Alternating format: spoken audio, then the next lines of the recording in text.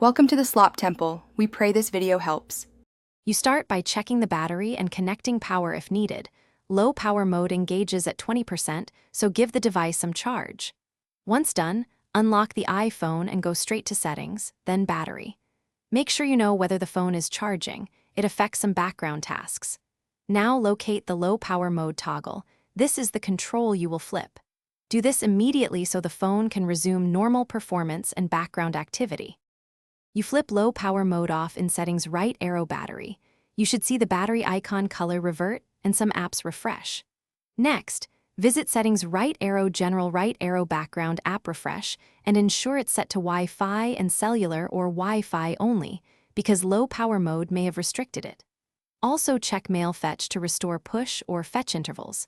If apps remain limited, close them and relaunch, or restart the iPhone. You finish by confirming normal behavior. Animations, app updates, and notifications should return.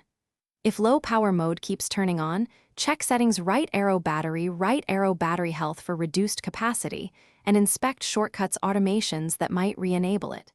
Make sure iOS is up to date, because bugs can cause toggles to misbehave. If the problem persists, reset settings or update the phone. These steps clear configuration issues and often restore expected power management.